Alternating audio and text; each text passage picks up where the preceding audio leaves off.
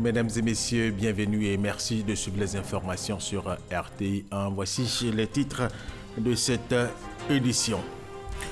Les journées de l'administration agricole délocalisée couplées à la journée mondiale de l'alimentation ont pris fin à Bouaké, capitale de la célébration pour le compte des régions de Gbeke, de Lifou, du Yambol et du Bélier. Le monde agricole veut ainsi afficher ses ambitions pour une agriculture moins pénible, plus performante et mieux valorisée. La ministre de la Solidarité, de la Cohésion sociale et de la lutte contre la pauvreté, Mariatou Kone, a inauguré 3 infrastructures à Gbélébon, dans la région du Kabadougou. Coût de ces infrastructures, plus de 100 millions de francs CFA pour l'autonomisation des femmes à Gbélébon. Et puis les forces comoriennes ont pris le contrôle hier samedi de la médina de Moutsamoudou, capitale de l'île d'Anjouan, dans laquelle des rebelles opposés au président Azali Assoumani étaient retranchés depuis 6 jours. Voilà, merci de suivre le journal sur RTI 1. Le magazine de ce dimanche va s'intéresser à la migration clandestine. Nous recevons M. Konaté Isiaka, directeur des Ivoiriens de l'extérieur. Avec lui, nous allons faire le point de la migration clandestine. Est-ce qu'avec le travail abattu par la direction des Ivoiriens de l'extérieur, donc par le gouvernement ivoirien, il y a moins de migrants clandestins et ivoiriens, ou alors l'on a affaire à des récidivistes notoires ou des individus qui, coûte que coûte, veulent aller en Europe. Monsieur Konaté Isiaka, merci d'avoir accepté notre invitation, l'invitation de la rédaction de RTI 1, et puis à tout à l'heure pour les échanges. Effectivement. Merci. À tout à l'heure. Merci. Commençons ce journal par les journées de l'administration agricole délocalisée couplées à la journée mondiale de l'alimentation qui ont pris fin à Bouaké, capitale de la célébration pour le compte des régions de Gbeke, de Lifou, du Yambol et du Bélier. Le monde agricole a vu ainsi afficher ses ambitions pour une agriculture moins pénible, plus performante et mieux valorisée. Abdul Kader Segodogo Guédoumon, RT Bouaké. La grande famille de l'agriculture ivoirienne est rassemblée avec elle ses partenaires au développement. Les JAD 2018 pour les régions du Yambol, du Bélier, de Lifou et de Gbeke, c'est terminé. Pour la 7e édition, les retombées s'inscrivent dans tous les domaines. Réhabilitation et équipement des services de l'agriculture. Des projets innovants pour les producteurs. Le PNIA 2 est en pleine exécution. Ainsi, en l'espace d'1 an, de mise en œuvre le programme national d'investissement de deuxième génération, sur un total de 9 agropoles, 5 ont déjà été couverts par un financement. Plusieurs autres projets sont prévus dans le PNA 2. Il s'agit du projet d'appui de développement des filières manioc et maraîchères que nous avons lancé il y a un moment avec l'Union européenne pour 13 milliards. Au total, la zone que nous visitons sera couverte par plusieurs projets du PNA 2 dont le montant global des financements s'élève à 247 milliards de francs CFA. Pour soutenir la Côte d'Ivoire dans sa politique de relance agricole, la FAO, qui d'ailleurs célèbre avec le pays la Journée mondiale de l'alimentation, est partie prenante. Depuis Bouaké, le cadre de programmation agricole pays a été signé. Un soutien à la Côte d'Ivoire, mais surtout au monde paysan. Le parrain des JAD 2018, le président du Sénat ivoirien, n'a pas omis de rendre hommage à ce simple paysan qui, au quotidien, contribue à l'essor de son pays. Je voulais saluer nos braves paysans. C'est vous qui résistez à toutes les crises. Crise des matières premières, crise socio-économique, crise sociopolitique. Bravo, nos chers paysans, car c'est grâce à votre capacité de résilience que la Côte d'Ivoire tient. Médaille du mérite agricole pour les meilleurs agriculteurs, dont Daouda Soupafolo de Kouissé, Thio Fosier, actuel préfet de région de Gbeke. Des dons à moyens de mobilité et divers pour consolider les acquis. Une visite à des stands avant de se séparer. Rendez-vous en 2019 pour les JAD. Autre information, la 11e réunion des ministres et experts du corridor Abidjan-Lagos a achevé ses travaux vendredi dernier ici à Abidjan. Principale résolution, la mise en place effective en décembre prochain de l'autorité de gestion du corridor Abidjan-Lagos. La Côte d'Ivoire a introduit sa candidature pour abriter le siège de cette nouvelle institution, la Séné Bakayoko. Cette 11e réunion du comité de pilotage sur la réalisation du corridor Abidjan-Lagos aura permis d'enregistrer des progrès significatifs. L'achèvement de l'évaluation des offres en vue de l'étude sur le développement économique du corridor, la finalisation de la prise en compte des observations des États membres sur l'accord intergouvernemental portant création de l'ALCOMA. Le siège d'Alcoma, entendait autorité de gestion du corridor Abidjan-Lagos, sera connu en décembre prochain à Abuja, au Nigeria. Des pays comme le Bénin ou le Ghana ont manifesté leur intérêt pour abriter le siège de l'institution. Mais selon des experts membres de la mission de haut niveau effectuée à Abidjan, la Côte d'Ivoire est bien partie pour remporter la mise au regard de la qualité de son dossier. Ce projet a été un peu bloqué, mais c'est en novembre 2016, lors de la réunion d'Abidjan, en Côte d'Ivoire, que ce projet a été véritablement relancé. Et nous souhaitons que ce projet aboutisse rapidement. Et la Côte d'Ivoire a tous les atouts, aussi bien au niveau des hommes qu'au niveau des infrastructures, c'est-à-dire des bâtiments pour aussi bien loger le siège, ainsi que le personnel qui va travailler. Si pour les études préparatoires, la Banque africaine de développement et l'Union européenne se sont mises en première ligne, le plan de financement du corridor Abidjan-Lagos lui-même prévoit une plus forte implication des acteurs du secteur privé. On estime à 40 millions le nombre de personnes qui vivent dans les environs de ce corridor, long de 1028 km. Lansine Bakayoko, la direction nationale de la BCEAO Côte d'Ivoire a organisé vendredi dernier au plateau une rencontre avec la BEFCI, l'association des banques et établissements financiers de Côte d'Ivoire, la CGCI, la Confédération générale des entreprises de Côte d'Ivoire, le Trésor et les opérateurs économiques. Au menu des discussions, la problématique du rapatriement des recettes d'exportation, le traitement des demandes de transfert en zone UEMOA, l'Union économique et monétaire ouest-africaine. Les détails avec Jean-Jacques Kwame-Ala. Concernant le traitement des demandes de transfert hors UEMOA soumis par les banques, la Banque centrale affirme disposer suffisamment de devises et les statistiques le prouvent. La Banque centrale dispose de réserves de change allant au-delà de 5 mois d'importation de biens et de services, alors que la norme à la matière est de 3 mois au plan international. Le dysfonctionnement du coût de transfert dans le secteur bancaire a été également abordé au cours des discussions. Il s'agit de la non-coïncidence de l'affichage des tarifs des commissions de transfert et les tarifs appliqués sur le terrain. Il est attendu des banques qu'elles se conforment à la décision 397 de la BCEAO qui veut que les banques n'appliquent pas des tarifs allant au-delà des tarifs affichés pour les transferts hors UEMOA.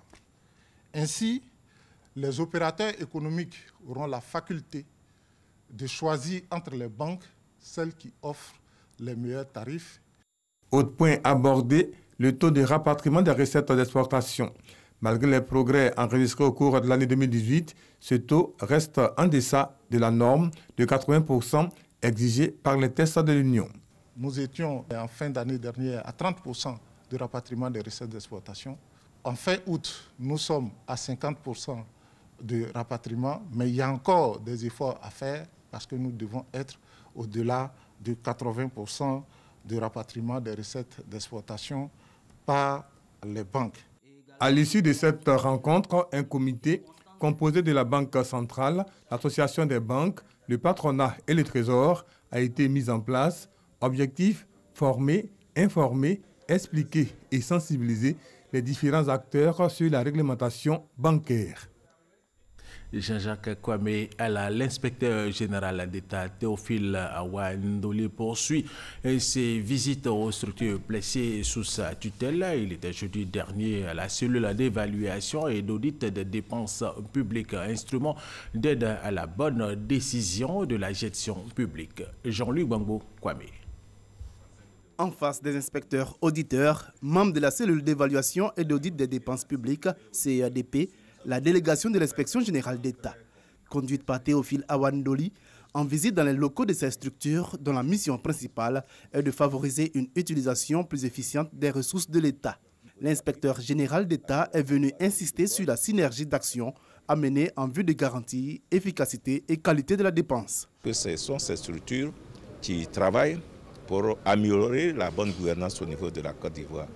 Et je crois que si nos ressources sont bien gérées, très bien gérées, c'est plutôt des gains que la Côte d'Ivoire aura.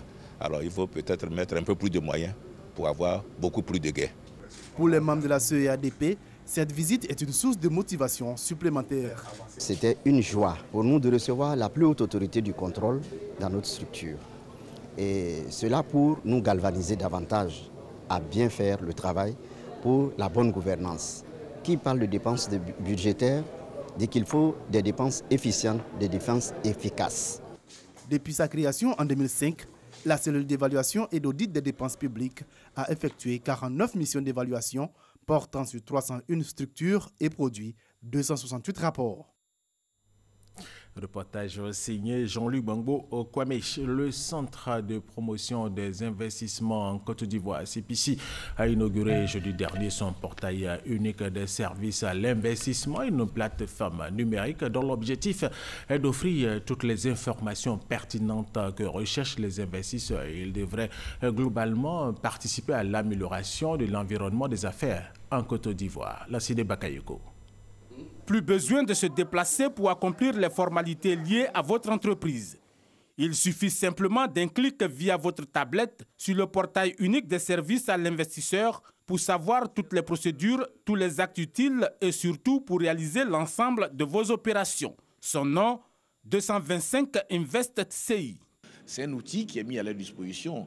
Obligation non, mais nous les incitons fortement à utiliser ce portail pour qu'ils puissent apprécier l'effort que le gouvernement a eu à faire pour leur mettre à disposition un outil moderne de travail pour leur faciliter la vie. Ce portail constitue un point d'accès cohérent dont la mission est d'informer et de renseigner les opérateurs économiques. À titre d'exemple, la nouvelle plateforme numérique offre la possibilité d'entrer en transaction avec l'État à travers plusieurs classes de services telles que la création en ligne, le raccordement à l'électricité, le paiement des impôts ou encore les cotisations sociales. Les transformations structurelles qu'il induit doivent permettre à la Côte d'Ivoire de maintenir sa position de locomotive dans la sous-région et d'améliorer ses performances dans le domaine de l'environnement des affaires. Célérité, transparence, efficacité, fiabilité et modernisation. Des atouts essentiels pour la transformation positive de l'économie ivoirienne. Nous poursuivrons nos actions pour améliorer l'environnement des affaires par le renforcement du dialogue avec le secteur privé et par l'accélération des réformes structurelles et sectorielles, notamment dans le cadre du Doing Business et du Millennium Challenge Corporation. À travers toutes ces réformes, la Côte d'Ivoire envisage de se positionner comme un hub régional avec une forte attractivité dans tous les secteurs d'activité. La Côte d'Ivoire s'est dotée d'un document de politique nationale de la communication et des médias, ce à l'issue d'un atelier organisé par le ministère de la Communication et des médias à Grand-Bassam. Ce document permettra de donner plus de visibilité dans la stratégie de développement des secteurs de la communication et des médias en Côte d'Ivoire. Issaïo Tchodan. Diagnostiquer tous les maux qui minent les domaines de la communication et des médias en Côte d'Ivoire et trouver des solutions durables pour les rendre viables. Des experts du secteur ont mis à profit une rencontre à Grand-Bassam pour mettre en place un document cadre de politique nationale de la communication et des médias, PONACOM. Les problèmes de la presse sont connus.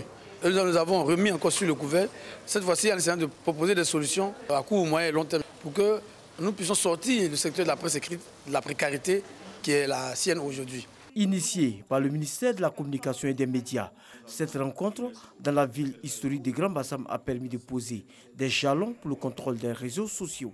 Il faut veiller à la gouvernance de ces réseaux sociaux. Il faut une gouvernance éthique, il faut une gouvernance morale, il faut une gouvernance professionnelle. Les réseaux sociaux, s'ils sont des instruments d'information et de communication, doivent obéir aux mêmes règles éthiques et déontologiques. La presse est un régulateur important de la société. La représentante du représentant, résident de l'UNESCO, a réitéré la volonté de l'institution d'accompagner les médias nationaux dans la promotion de la démocratie. C'est une initiative que nous saluons. C'est la raison pour laquelle l'UNESCO n'a pas hésité à mettre à disposition un expert, un journaliste de profession très expérimenté, un ancien fonctionnaire de l'UNESCO pour appuyer justement ce processus et permettre en fait que ce document, que cette politique nationale de communication et des médias prenne en compte tous les défis des médias en Côte d'Ivoire. Saluant la qualité des travaux, le ministre de la Communication et des Médias a indiqué que la presse est une priorité pour le chef de l'État et le gouvernement. Toutefois, il a invité les journalistes à plus de professionnalisme. L'État continuera à aider nos médias, mais à la seule condition que les critères d'excellence soient respectés, conformément aux textes en vigueur et en prenant en compte les missions de service public des acteurs institutionnels. J'invite donc tous les acteurs au dialogue et à la modération. L'option que prend la Côte d'Ivoire avec la définition de la PONACOM permet de mettre en œuvre des politiques et stratégies de développement sectoriel dans des domaines fondamentaux tels que la presse, l'audiovisuel, la communication publicitaire, les nouveaux médias et le porte-parole. Un chronogramme d'exécution des recommandations a été établi afin de rendre dynamique et porteur le secteur des médias en Côte d'Ivoire. Issa Okionon, deuxième grand titre de cette édition, la ministre de la Solidarité, de la Cohésion sociale et de la lutte contre la pauvreté, Mariatou Koné, a inauguré 3 infrastructures à Gbeleban dans la région du Kabadougou. Coût de ces infrastructures, plus de 100 millions de francs CFA pour l'autonomisation des femmes à Gbeleban. Plus de détails avec Moussa Koulibaly et Abou Sanogo. Une unième initiative pour l'autonomisation des femmes en Côte d'Ivoire. Cette fois, ce sont les femmes de Gbeleban qui sont à l'honneur. Elles viennent de bénéficier de 2 projets financés par le Fonds national de solidarité, une institution de formation et d'éducation de la femme entièrement équipée et une chambre froide ultramoderne. Désormais, au lieu d'être des femmes assistées, vous deviendrez de véritables agents de développement, des créatrices de richesses, ce qui va améliorer vos conditions de vie et lutter efficacement contre la pauvreté. En plus de ces infrastructures, la ministre de la Solidarité, de la Cohésion sociale et de la lutte contre la pauvreté, Mariatou Koné, a également inauguré une radio communautaire financée par le projet d'appui à la réconciliation et l'inclusion à la cohésion sociale. Le tout d'un montant total de plus de 100 millions de francs CFA. J'invite nos mamans, nos sœurs et nos filles à mettre en place un comité consensuel, sans distinction d'origine ethnique, d'appartenance religieuse ou politique, pour faciliter la gestion et l'entretien de ces 2 infrastructures. Remis en service depuis 2016 par le président de la République Alassane Ouattara, le Fonds national de solidarité a permis la réalisation de plusieurs projets au profit de la population, la construction et l'équipement de la maison des chefs, de foyers polyvalents, la construction et la remise en service de pompes hydrauliques à motricité solaire et des moulins aux femmes sont entre autres les projets financés par le Fonds. Et tout à fait autre chose à présent et parlons de violence conjugale avec des femmes qui meurent en silence sous les coups de leur conjoint. Une femme sur 3 dans le monde sera victime de violences conjugales ou sexuelles. Pourquoi? Comment? Qui sont ces hommes qui frappent ces femmes? Que vivent ces femmes qui subissent justement ces hommes? Violences conjugales, rompre le silence, c'est avec Christelle Menon. Ça part des injures, des humiliations. Après, maintenant, c'est des coups de poing. Les gens nous disaient, tu attends qu'il te tue avant de partir. Il y a certains enfants même qui disent à leur maman, si tu n'arrêtes pas, quand papa va venir, je vais lui dire et tu vas voir ce qu'il va te faire. C'est un crime vieux comme le monde, étouffé sous le poids des traditions et des préjugés. Sur 3000 Abidjanaises interrogées, 70% déclarent être victimes de violences conjugales. Aucune catégorie sociale n'est épargnée. Bastonnade, viol, humiliation, menace de mort, jusqu'à ce que celle-ci soit une réalité. Ce qui tue aussi, c'est la culture du silence. Il fait voir des choses à l'extérieur, mais à l'intérieur, c'est vraiment un calvaire, quoi. Derrière les murs des maisons, dans le cocon familial, c'est une des violences les plus répandues en Côte d'Ivoire, généralement insoupçonnable au début de la relation. Comme avec Muriel, qui pensait avoir trouvé le prince charmant. Et puis un jour, le premier geste violent. Il m'a donné un coup sur la bouche. J'ai vu les étoiles, quoi. Je n'ai rien compris. Il m'a fallu au moins quelques secondes pour me dire qu'il fallait, il a fait. Le premier geste est déjà le geste de trop. Mais bien souvent, avant les coups, des violences psychologiques causent de blessures émotionnelles tout aussi douloureuses. Injures, dévalorisation, menaces, jalousie. Il y a aussi les actes de contrôle, qui consistent à priver son conjoint de sa liberté de mouvement, de pensée ou de ressenti. Empêcher son conjoint d'avoir accès à l'argent, à ses proches, ou de sortir du domicile sans demander la permission. Il m'insulte en public, soit il s'adresse à moi comme un torchon ou une serpillière. À la suite, c'était question de choisir mes amis, ma famille. Et une fois, il a osé me dire, si je vais appeler ses sœurs ou ses cousines, je dois lui demander la permission. Un homme qui frappe recommencera toujours. C'est toute leur histoire de vie. Ceux qui ont souffert de cela à l'enfance eux-mêmes, ils ont été victimes de violences. Vous avez le monsieur qui est dans une fonction d'autorité. Il y a le pervers narcissique. Il va prendre quelqu'un qu'il sait pouvoir manipuler. Il a pris soin de se montrer gentil et très très large avec ses proches. Il a pris soin de la priver de certaines de ses ressources amicales fortes, de sorte qu'elle se retrouve seule face à lui. Et quand il finit par la battre, elle n'a plus personne à qui aller raconter cela. Selon les spécialistes, les violences conjugales obéissent à un cycle. La phase de tension, période de menace qui contraint la victime à faire attention à tous ses gestes, puis la crise, le conjoint violent passe à l'action, frappe la victime, vient le déni, les excuses, prétextant que c'est la faute de l'autre. La victime doute de ses propres perceptions et se sent responsable de la situation. Enfin, la lune de miel, le conjoint violent demande pardon et promet de changer. La victime lui donne une chance et constate ses efforts avant de rebasculer dans un climat de tension.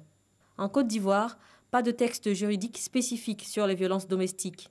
Elles sont considérées et punies comme des coups et blessures selon l'article 345 du Code pénal. L'article 345 du Code pénal qui sanctionne les coups et blessures volontaires ne prend pas spécifiquement en compte les violences conjugales.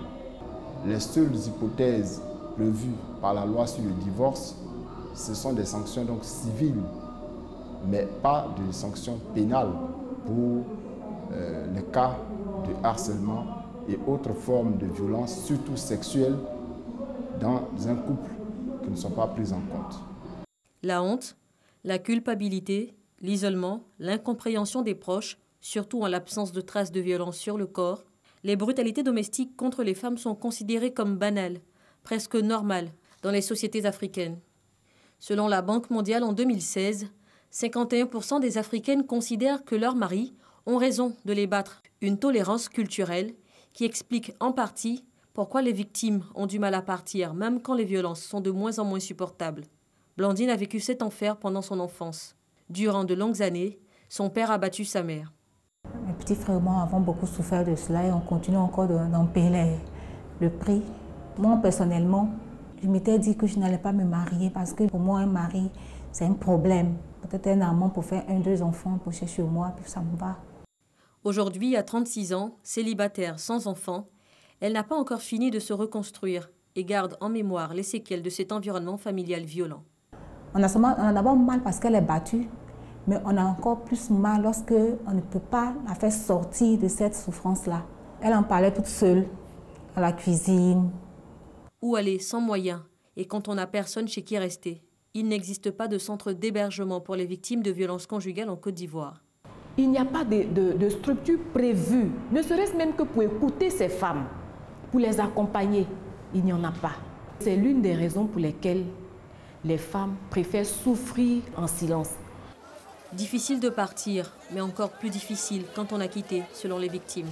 Se reconstruire seul, guérir de ses blessures physiques et psychologiques infligées par l'être aimé. Difficile, mais pas impossible quand on a fait le choix de vivre.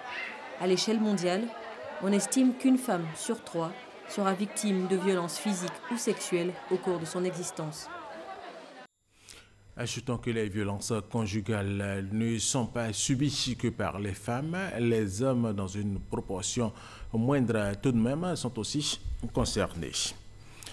La deuxième édition des journées de mobilisation des médias contre le cancer du sein a pris fin hier samedi à Grand Bassam. C'est à travers le sport, signe de communion, que s'est déroulée cette cérémonie.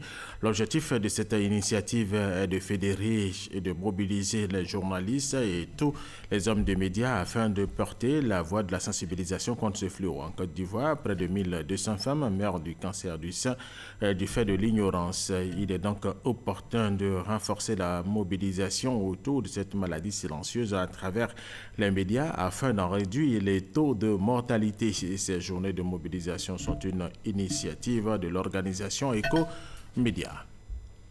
En Côte d'Ivoire, 25 000 personnes ont besoin en logement, rien que dans la ville d'Abidjan, selon l'Institut national de la statistique. Et cette question foncière était au cœur des préoccupations de l'Assemblée générale de l'Ordre des géomètres experts de Côte d'Ivoire. Salimatou Dia.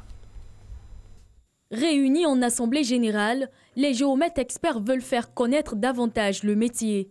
Maillon essentiel dans la chaîne foncière, le géomètre est habilité à délimiter les terrains ou encore à dresser les plans et documents topographiques.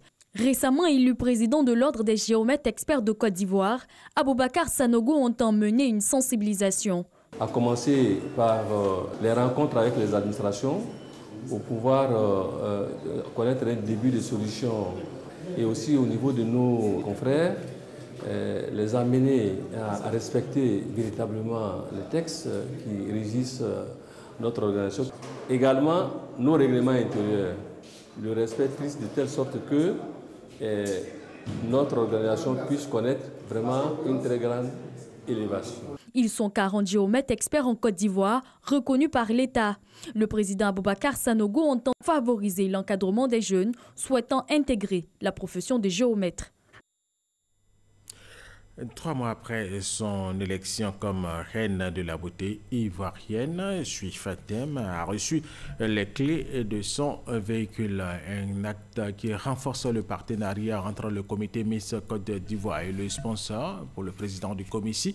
Ce partenariat permettra à Miss Côte d'Ivoire de mener à bien ses activités tout le long de son mandat. Issaïo Tchona.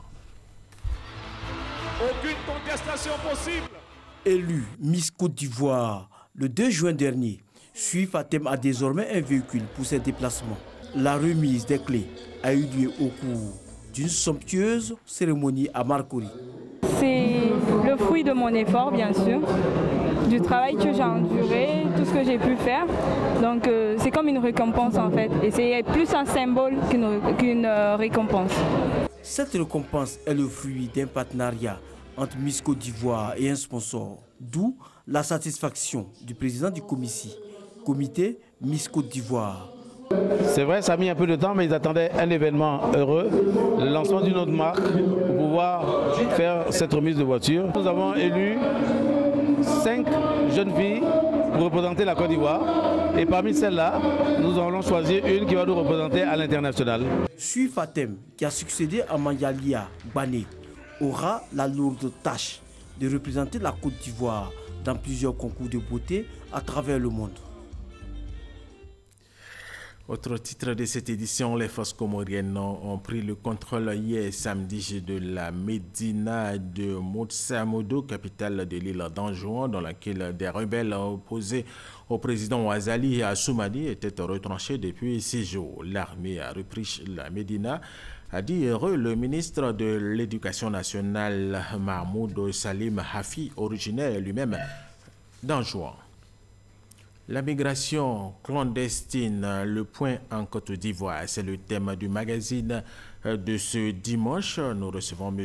Konaté Isiaka, directeur général des Ivoiriens de l'extérieur. M. Konaté Isiaka, merci d'avoir accepté notre invitation. Avec vous, nous allons faire le point de la migration clandestine. Est-ce qu'avec le travail abattu par la direction des Ivoiriens de l'extérieur du gouvernement ivoirien, il y a moins de migrants ou alors ce sont des récidivistes notoires ou des individus qui coûte que coûte veulent aller en Europe. Merci une fois de plus d'avoir accepté notre invitation. C'est un plaisir. Alors, tout à fait, avant notre entretien, nous allons suivre ce reportage de Olivier Herrier, Biche et Gabriel Zani et Manuela sur la migration clandestine. Ils sont plus de 4800, ces jeunes Ivoiriens de retour au pays, après l'échec de leur tentative de rejoindre l'Europe via la Méditerranée. Partis remplis d'espoir, l'aventure a été pénible, insupportable pour bon nombre d'entre eux. En Côte d'Ivoire, ce n'est pas parce que nous ne sommes pas à l'aise. Je suis sortie pour me battre. Ça me fait 3 ans que je suis à l'aventure. D'abord en Tunisie, quand tu arrives, là-bas même, ce n'est pas facile, c'est la souffrance. En tout cas, vraiment, la Libye n'a pas été facile comme nous le pensons. Vraiment, nous avons subi les humiliations. J'aimerais dire à mes amis, en tout cas, la Côte d'Ivoire est mieux. Restez en Côte d'Ivoire et cherchez-vous.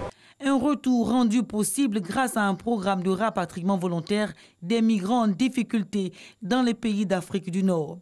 Une opération conjointe du gouvernement et de l'Organisation internationale pour la migration dont le soutien technique est essentiel. C'est une initiative conjointe donc financée par l'Union européenne qui vise à assister des migrants en détresse, notamment en Libye, mais aussi dans d'autres pays de transit, à rentrer chez eux dignement, volontairement, et puis à trouver un appui dès l'arrivée, que ce soit psychosocial, que ce soit médical. Pour la prise en charge des ex-migrants, des efforts sont consentis aussi bien par l'Union européenne que par le gouvernement pour leur réinsertion sociale. Mon département se chargera de communiquer avec OIM et le ministère en charge des Ivoiriens de l'étranger pour conduire les autres opérations qui sont en relation avec la situation des enfants. À ce jour, plus de 4800 hommes, femmes et enfants ont été rapatriés. Le dernier convoi de migrants en provenance de la Libye a été enregistré le 18 octobre dernier. 107 personnes, dont 75 hommes, 32 femmes, y compris une dizaine d'enfants, étaient à bord de l'avion. Selon l'Organisation internationale pour la migration, plus de 4000 personnes sont en attente de rapatriement vers le pays d'origine. Des opérations sont annoncées pour les prochains mois. Alors, M. Konaté, on peut retenir ceci, ce n'est pas facile, c'est la souffrance, il faut rester en Côte d'Ivoire, c'est mieux, c'est dit et bien dit, mais hélas, la migration clandestine continue. Oui, elle continue. Je vous remercie de l'opportunité que vous donnez de parler d'immigration une fois encore. Je voudrais d'abord préciser que les actions menées en Côte d'Ivoire sont des actions du gouvernement ivoirien, portées par le ministère de l'intégration africaine et des Ivoiriens de l'extérieur, mais aussi par d'autres départements ministériels. C'est une action qui est multiforme, qui a à divers niveaux. Et la migration est un élément très complexe. Nous sommes en face d'une réalité avec laquelle il va falloir compter pour les années à venir. J'ai pu vous dire aujourd'hui que 4822 Ivoiriens qui sont revenus, c'est quand même, cela doit faire montre de toute la solidarité du gouvernement ivoirien à venir en aide à tous ces Ivoiriens qui se sont retrouvés en situation d'extrême détresse dans les pays d'accueil. Et justement, et tout cela est piloté par votre direction. Alors, depuis que vous êtes à la tête de cette direction, la direction des Ivoiriens de l'extérieur, quel bilan pouvez-vous faire par rapport à la migration clandestine? Alors, si nous partons, moi je vais d'abord dire immigration irrégulière, comme le recommandent les Nations Unies sur la question de la migration. En ce qui concerne le retour, votre reportage le dit, nous sommes à 4822 personnes qui sont revenues exactement, si nous prenons en compte le vol du 27 novembre 2015, pour lequel le chef de l'État avait instruit qu'un avion soit mis à disposition des Ivoiriens qui se trouvaient en situation d'extrême détresse en Libye pour revenir, ce qui nous met aujourd'hui au total de 4822. Certains viennent de 14 vols commerciaux et 15 vols charter, et ensuite il y a aussi ceux qui viennent par voie terrestre. Donc il y a quand même un effort qui est fait au niveau de la migration irrégulière. Tout ça aux frais de la Côte d'Ivoire? Non, de l'État? Non, pas tout aux frais de l'État. Alors le fonds fiduciaire de l'Union européenne, il faut bien expliquer ce que c'est. Après le sommet de la Valette, le 12-13 novembre 2015, l'Union européenne a mis en place ce qu'on appelle un fonds fiduciaire. La Côte d'Ivoire n'était pas éligible au fonds fiduciaire de l'Union européenne en 2015. Elle est éligible au fonds fiduciaire à partir de 2017. Il y a une initiative conjointe qu'on appelle FFUE OIM, donc Fonds fiduciaire de l'Union européenne OIM, où il y avait une enveloppe initiale de 2,7 millions d'euros qui sont destinés à l'Organisation internationale pour les migrations, pas au gouvernement ivoirien, il faut l'expliquer, et qui doit se charger de faire de la réintégration, du retour des personnes. Donc nous, ce que nous faisons, c'est travailler avec l'Organisation internationale pour les migrations, l'ambassade des Côtes d'Ivoire en Libye et tous les partenaires internationaux à organiser les vols, trouver les centres de détention en Libye quand la sécurité le permet et convoyer ces personnes à travers un budget de l'Union européenne afin d'éviter quand même que cela aussi repose essentiellement sur les caisses de l'État de Côte d'Ivoire. Au lieu de migrants clandestins, on dit plutôt migrants irréguliers. C'est-à-dire ce qui ne correspond pas à la norme de voyage. Ceux qui ne respectent pas les normes. Tout à fait. Qui ont envie de se déplacer, sortir de leur pays. Alors, on parle de Libye. Libye, il n'y a pas que la Libye, il y a le Maroc ou tout le nord de l'Afrique. On va dire tout le nord de l'Afrique parce que ce qu'on constate, c'est un basculement des différentes tendances migratoires depuis le Maroc jusqu'à Tunisie. C'est-à-dire qu'il y a des personnes qui, lorsque les réseaux vont leur dire aujourd'hui, il est beaucoup plus facile de passer par le Maroc. Vous avez un basculement de ces personnes qui sont souvent en attente sur la route migratoire, qui vont basculer vers un pays d'Afrique du Nord ou bien un autre. Nous, on constate par exemple dans les vols qui sont en provenance de la Libye que contrairement au tout premier vol, on voit des personnes qui avaient séjourné en Tunisie, qui avaient déjà séjourné au Maroc et qui se sont retrouvées en Libye et qui sont revenus en Côte d'Ivoire face aux différentes tentatives de l'objectif, c'est d'aller en Europe. À tous les coups. À tous les coups. Si je regarde, je me fonde sur l'étude diligentée par l'OIM à l'arrivée sur les plus de 2000 migrants interrogés à l'aéroport d'Abidjan. On a quand même 85% de personnes qui avaient un travail rémunéré où il y avait où percevaient. Dans ces pays? En Côte d'Ivoire, avant de décider de partir vers la migration. Il y a un autre élément qu'il faut comprendre, c'est-à-dire que si on part du contexte que, par exemple, c'est une question d'emploi, ce qui n'est pas le cas pour la Côte d'Ivoire, c'est pas moi qui le dis, c'est un rapport. Si on part de la posture de l'étude sur le fait que ça pourrait être une question d'emploi, je voudrais bien comprendre pourquoi, lorsqu'on trouve un emploi sur toute la route migratoire, que ce soit au Maroc, que ce soit en Tunisie, pourquoi on n'y reste pas? Pourquoi on est toujours... sa vie, là. Ben oui, si l'objectif premier, c'est ça. Donc on est en face de beaucoup de personnes qui aussi pensent que la solution, c'est forcément d'être en Europe. Et je vais préciser que nous ne sommes pas contre la mobilité humaine. Tout à fait, non, ce n'est pas possible. C'est un droit fondamental reconnu par la Déclaration universelle des droits de l'homme. On parle de migration irrégulière qui expose beaucoup de nos compatriotes à l'abus des réseaux. Il faut aujourd'hui détruire cet idéal économique des réseaux de passeurs qui ont fait beaucoup de mal dans notre région d'Afrique de l'Ouest. Alors, il y en a parmi ces migrants irréguliers, désormais c'est ce qu'il faut dire, parmi ces migrants irréguliers qui acceptent de revenir, mais pour d'autres, pas question de retourner en Côte d'Ivoire ou même en Afrique, l'Europe, ou rien. Cela est dû à quoi? Cela est dû d'abord numéro un, on va dire que c'est la pression quand même de partir, d'avoir le sentiment d'avoir un échec et de revenir avec cet échec. Une sorte d'humiliation. L'échec de ne pas avoir réussi l'entreprise de migration, c'est-à-dire de vouloir partir et d'avoir l'impression qu'on a échoué, on n'a pas pu arriver à destination. Donc il faut absolument y arriver. Il faut y arriver. Ensuite, le deuxième élément, c'est aussi la perception selon laquelle tout serait facile en Europe. Beaucoup de personnes expliquent que en Europe, pour le même emploi dans les pays africains, qu'on aurait un revenu beaucoup plus important. Mais en même temps, il faut comprendre que les loyers sont beaucoup plus importants dans ces pays, qu'il y a d'autres taxes qu'il faut payer. Donc il y a tout un concept de l'Europe qui est présenté comme la terre promise contre laquelle il faut lutter progressivement. Alors que ce n'est forcément pas le cas. Alors il y a des Africains qui refusent, par exemple, comme vous le disiez à l'instant, de travailler dans des plantations de cacaoyers, caféiers ou autres, mais ils sont dans des champs de tomates ou de maïs en Europe. C'est un choix. C'est-à-dire, moi, tout ce que je souhaite, c'est qu'il y ait aussi une protection des migrants. Je ne souhaite pas qu'on dise que des migrants irréguliers arrivent sur les côtes européennes, qu'après ces migrants soient utilisés, exploités dans des champs où certains, selon la BBC, recevaient régulièrement autour d'€1 pour 100 kilos de tomates ramassées. Ce n'est pas acceptable. C'est-à-dire qu'on peut faire le choix de travailler dans un autre pays, mais à condition de comprendre qu'il faut aussi respecter les lois, avoir tous les documents, de sorte à éviter d'être exploité par les réseaux. Quand on y va, qu'on n'a aucun document et qu'on le même travail qu'on fait en Europe, on peut le faire en Côte d'Ivoire, au Mali ou ailleurs, ça ne vaut pas la peine. Surtout lorsqu'on est en face d'une situation où on est à la merci des réseaux sans être dans une situation régulière, on est continuellement exploité. On vous vend des illusions surtout. Surtout, il faut comprendre qu'aujourd'hui, il y a en Europe des difficultés. Les Européens ont des difficultés. Ils sont en face de la montée de leurs opinions publiques sur la question de la migration. Les opinions publiques en Europe demandent des réponses à la question de la migration irrégulière. Nous aussi, nous avons des opinions publiques dans nos pays qui demandent qu'il y ait une plus large prise en compte des problèmes de la jeunesse, etc. Et les chefs de l'État en Afrique sont d'accord sur cette perception selon laquelle il faut mieux organiser la réponse africaine à la question de la migration irrégulière. Alors justement, parmi ces migrants irréguliers, il y en a qui acceptent de revenir. Bien entendu, nous sommes... bon, je vais dire que... Que faites-vous pour ces migrants? Alors, il va falloir ces Ivoiriens expliquer... qui s'en vont et qui reviennent. Alors, ils sont chez eux. Je ne suis pas pour une hiérarchisation de la souffrance parce que je ne sais pas quelle en serait l'unité de mesure. Je ne suis pas d'accord pour qu'on dise il y a une catégorie de personnes qui sont parties, elles reviennent en Côte d'Ivoire, elles sont prioritaires sur le marché du travail. Non. Je parle d'une réorganisation de la réponse du gouvernement, de sorte à ce que la réponse qu'on apporte, elle soit concertée, qu'elle concerne tous les jeunes dans leur ensemble, plutôt qu'à trier les différents Ivoiriens.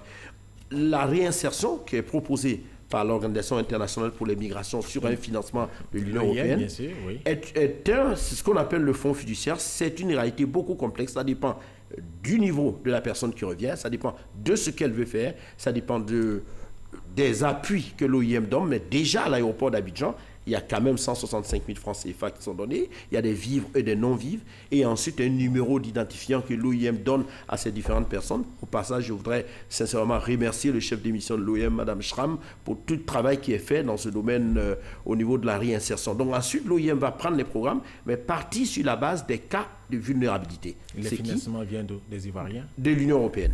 C'est un financement de l'Union européenne. Très bien, merci.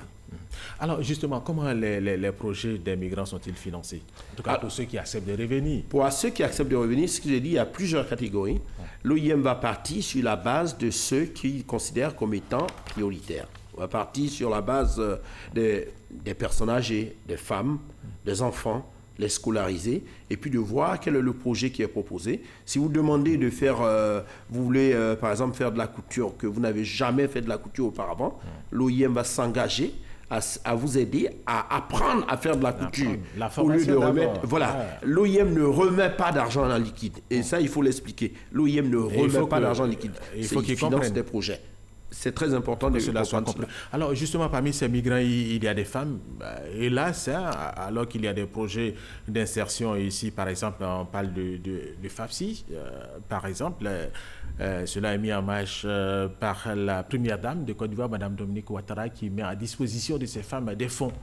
Et cela marche. Oui, malheureusement, elle préfère un parti que d'utiliser ces fonds. C'est vrai qu'on parle d'une augmentation de la migration féminine en Côte d'Ivoire. On était d'abord à 20%, autour de 25% de personnes de sexe féminin qui demandent qui partent vers l'Europe de façon irrégulière. Mais il faut comprendre que la féminisation de la migration est aussi une stratégie migratoire. C'est-à-dire que les réseaux expliquent qu'il y a plus de sensibilité vis-à-vis des femmes, et que quand on a une femme, on a beaucoup plus d'opportunités, et que si on a un enfant, on a beaucoup plus d'opportunités. Ce n'est pas toujours le cas. Mais ce que je peux dire, c'est que pour les appuis qui sont apportés ici, qui sont des appuis importants, il faut comprendre que ces appuis peuvent être utilisés pour s'insérer dans le tissu national. Il faut continuer à faire ces appuis et d'ailleurs les diversifier. Très bien. Alors, très rapidement, quel conseil donnez-vous? Je voudrais dire que je parle d'une étude d'un cabinet qui dit que 85% des emplois qui seront en vogue en 2030 n'ont pas encore été créés. Il faut oser demain, il faut oser l'avenir. L'État n'est pas condamné à ce que j'appelle toujours... l'État n'est pas Sisyphe, il n'est pas condamné à pousser ce rocher au sommet de la colline, il va toujours redescendre, il ne va pas toujours s'engager dans des actions pareilles. À un certain moment, il va falloir qu'on aboutisse à une certaine prise de conscience sur la question de la migration irrégulière. Moi, ce que je veux dire aux gens, quand il n'y a pas de vie, il n'y a plus rien, il n'y a pas d'espoir. Donc l'entreprise telle qui fait une étude intéressante dit que en 2030, 85% de ces emplois n'ont pas été créés. Il faut oser demain, il faut diversifier ces opportunités, il faut aller dans le domaine de l'agriculture. Seuls 5% des personnes revenues en Libye étaient dans le domaine de l'agriculture. Pourtant, tout le monde a dit que la force de notre pays, c'est l'agriculture. Il faut diversifier ces opportunités et espérer le bonheur peut être en Côte d'Ivoire et en Afrique. Fin de ce magazine qui s'est intéressé à la migration clandestine. Nous recevions pour en parler M. Konaté Isiaka, directeur général des Ivoiriens de l'extérieur. Cette édition a été supervisée par Jean-Jacques Kwame Alla. Merci aux techniciens, merci à la réalisation et merci à vous de l'avoir suivi. Restez avec nous sur RTI 1.